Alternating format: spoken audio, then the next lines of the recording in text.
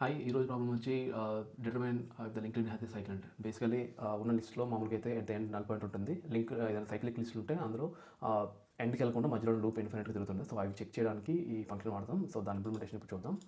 First నేను code రాసి తర్వాత ఎక్స్ప్లెయిన్ చేస్తాను.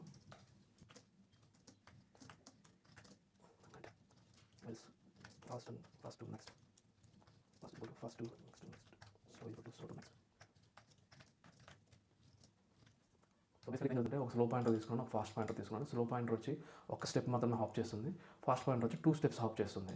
సో ఇన్ కేసు లూప్ లేకపోతే ఫాస్ట్ పాయింటర్ అట్ ఎండ్ వెళ్ళిపోతుంది, మనకి లూప్ నుంచి బయటకు వచ్చేస్తుంది.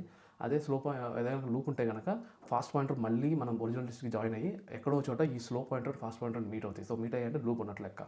ఒకవేళ లేకపోతే లూప్ నుంచి బయటకు వచ్చేస్తుంది. అండ్ లెట్స్ సీ 1 2 3 4 5 4 లూప్ లేని దానికైతే ఫాల్స్ వచ్చింది. లూప్ అనేది 3204 నోట్ దానికైతే ట్రూ వచ్చింది.